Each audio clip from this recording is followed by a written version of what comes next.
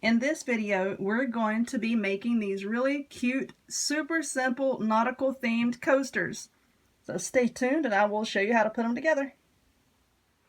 Alrighty, let us get started with this. So first off, what you're going to need, of course, depending on however many coasters that you want to make, I'm going to make 4. So I got 4 of these little saucers that go underneath flower pots. I got them at Walmart. They were like 70 something cents. You can get them anywhere, Home Depot, Lowe's, any place like that.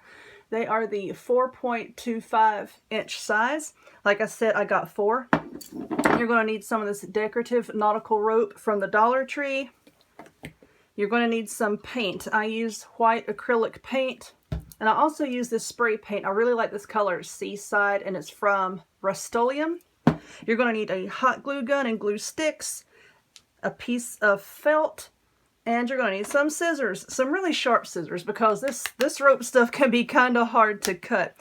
Now, I don't know what brand of rope that you're going to use. If you're going to use the kind from Dollar Tree, this particular size and width of rope, it takes right around 26 and a half inches of rope to go into one of these little dishes here. So, you get 13 feet. So kind of do the math for yourself, if you're going to be making more than me. But what I did, now you don't have to use this white paint, but when you're painting terracotta like this, the paint can, suck down into it. So I like to put 1 or 2 base coats of a white paint, especially if I'm going to be using a lighter color spray paint or lighter color main color. So I used 1 layer of this and then let it dry completely, and it mostly soaked down into the saucer. Then I applied a second coat, let that dry, and then 2 coats of this. Now after you do that, and it was really, really humid here, humidity plays a huge part in how this paint dries. It was a little bit tacky when I set it on something to dry fully. As you can see, it made little spots, but it's okay. But what you're going to do with the felt is, because you make coasters to protect your tables from things, right? And the bottom of these can be a little bit scratchy and they might tear up your table. So you want to cover the bottom of them with a piece of felt. And I just so happened to find a piece that is pretty close in color to my paint. You can use any color that you like. So what I do, because it can be a pain to have to lay this and then try to, get under there and trace around it, I just take my hot glue, and can y'all see this? Take my hot glue gun, and then I just put a bit of hot glue just right around that edge there. Try not to put a whole lot, because then it might, ooze out the edge there. And then just set that down on top of the felt. And then once the glue cools down, hardens up, whatever you want to call it, take your scissors and flip this over and just trim around the bottom. So I'm going to set that over there. And we're going to work on the center of this one, then I'll go back and put the bottom on. Now that I showed you how to put the bottom on. But like I said, it takes roughly 27 inches of rope to make one. And I've done this both ways. I have tried to start in the center and work my way out. And then I started on the outside and worked my way in. And I found that to be the best way for me. You do it however you want to do it. I'm just going to trim the end off this rope because they do have a piece of tape wrapped around that. So to start, just right here, kind of close to the edge, I'm going to put a little bit of hot glue. I'm just going to press my rope down and let that glue cool. Don't try to rush this process. I really took my time with this and making my other ones. You just really, slowly just work your way around. And this rope can have like these little fuzzies sticking out everywhere, which is okay. They just kind of get on my nerves. I'm like, is that a cat hair or a dog hair? Nope, it's rope fuzzy. But that's okay because it gives it a more rustic look, And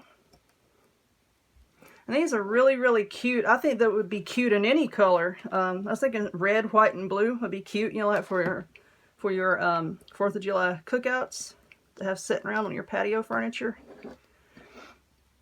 Okay, now we're back around here, and you can see this rope here is pretty blunt. So I'm just going to put glue there and just try to really press it up against that. So there isn't such, like I said, it's pretty blunt when you cut it, so there isn't such, a difference there. And then just keep working your way all the way around. You know, spiral the rope around and around and around.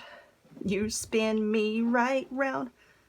Baby, right round? Yes, no, I don't know. Okay, keep on going. So I'm going to keep doing this. I'm not going to make y'all watch me do the whole thing. Well, that would be torture. So I'm going to keep working on it. And then I'll come back and I'll show y'all what it looks like when I'm done.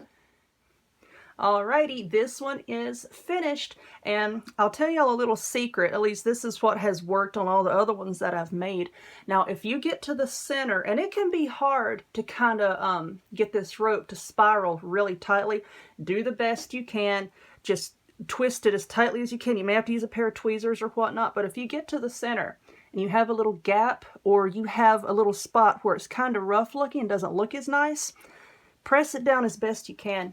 And then take your hot glue gun and put your little blob of glue in the center there. And then take the end of your rope, and you see this, like how these little fuzzies are fraying at the end? Just take your scissors and cut. What am I doing? Like right about there, and shave off just a few of these little fuzzies. And then pack it down on top of your glue in the center, which is what I've done here. And you can't really even see a gap there. So that can help give it a more finished look.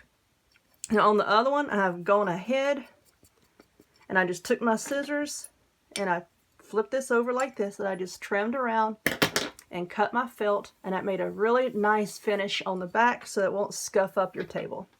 Now I'm going to go ahead and finish this one so I can hurry up and get them on my table. I can't wait to use these. The other ones I made were white.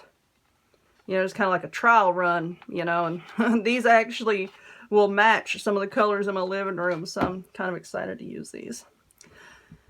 So there you go, really simple and easy. If you would, please give this video a thumbs up.